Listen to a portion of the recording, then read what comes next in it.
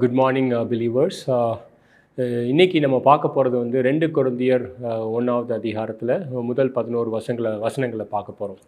2 கொரிந்தியர் 1வது அதிகாரம் 3வது வசனத்தில் வந்து பவுல் வந்து என்ன சொல்லுவார்னா, கடவுளை வந்து தேவனை வந்து இரக்கங்களின் பிதா என்று நாமத்தினால் அழைப்பார். அது மட்டும் இல்லாமல் சகலவிதமான ஆறுதலின் தேவன். யோசித்து பாருங்கள் ஒரு நிமிஷம். சகலவிதமான ஆறுதல்கள்லே பலவிதமான ஆறுதல்கள் இருக்குது. சகலவிதமான ஆறுதல்களின் தேவன். ஸோ ஏன் இந்த 2 நாமங்கள்னால பவுல் வந்து கர்த்தரை இப்படி அழைக்கிறான் அப்படின்னு பார்த்தீங்கன்னா, அவனுடைய உபத்திரவங்களுக்கு மத்தியிலே கர்த்தர் ஆறுதல் கொடுக்கக்கூடிய கர்த்தராக இருந்தார்.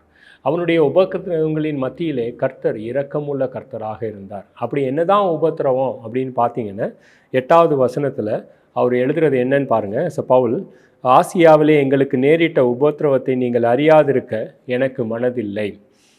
என்னவெனில், பிழைப்போம் என்கிற நம்பிக்கை அற்றுப்போகத்தக்கதாக எங்களுடைய பலத்திற்கு மிஞ்சின அதிக பாரமான வருத்தம் எங்களுக்கு உண்டாயிற்று. ஸோ இந்த இடங்களில் வந்து ஒரு 4 பாயிண்ட் நான் மென்ஷன் பண்ணணும்னு ஆசைப்பட்றேன். ஸோ இதில் வந்து ஃபஸ்ட்டு பாயிண்ட் என்னன்னு கேட்டிங்கன்னா, மரித்தோரை உயிர்த்தெழுப்பின அந்த கிறிஸ்துவினுடைய உயிர்த்தெழுதலின் வல்லமையை இவங்க உணர்ந்தாங்க. அந்த பிழைப்போம் என்ற நம்பிக்கையே இல்லாமல் மரணத்துக்கு பக்கத்தில் இருந்த இவங்களை கர்த்தர் அந்த உயிர்த்தெழுதலின் வல்லமையை கொண்டு அவர்களை காப்பாற்றினார் அப்படின்ற ஒரு பாயிண்ட்டு. 2வது பாயிண்ட் என்னன்னு கேட்டிங்கன்னா, அந்த ஒரு நம்பிக்கையானது எதிர்காலத்துக்கும் பவுலினுடைய இருதயத்தில் பரவினது. அதை எப்படி எழுதுறான்னு பாருங்கள் நீங்கள். அப்படிப்பட்ட மரணத்தினின்றும் அவர் எங்களை தப்புவித்தார். இது வந்து பாஸ்ட் டென்ஸு. 2வது வந்து இப்பொழுதும் தப்புவிக்கிறார், ப்ரெசன்ட் டென்ஸு. 3வது இன்னும் தப்புவிப்பார் என்று நம்பக்கூடிய அந்த ஒரு நம்பிக்கை வந்தது. இது வந்து 2வது பாயிண்ட். 3வது பாயிண்ட் என்னன்னு கேட்டிங்கன்னா, இந்த ஒரு ஆறுதலை கொண்டு அவர்களுக்கு, அதாவது சபைக்கு ஆறுதல் கொடுக்கக்கூடிய அந்த ஒரு பாக்கியமும் பவுலுக்கு கிடைச்சது.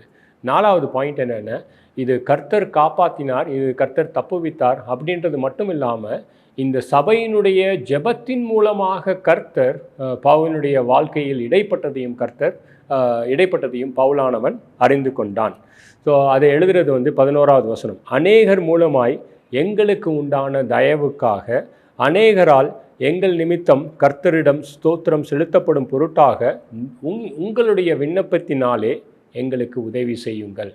ஒரு பக்கம் கர்த்தர் மாத்திரம் என்னை தப்புவித்தார் அப்படின்னு சொல்கிறது, இன்னொரு பக்கம் என்னென்னா சபையினுடைய ஜெபத்தின் நிமித்தமாக கர்த்தர் பவுலுக்காக இறங்கி செயல்பட்டார் என்பது.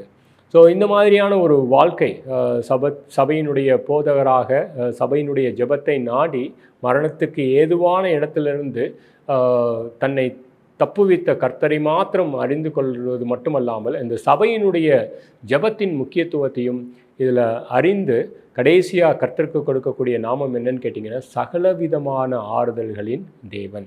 நம்பர் 1, இரக்கங்களின் பிதா என்பது. இது வந்து இன்றைக்கி devotion. Thank you so much. God bless you.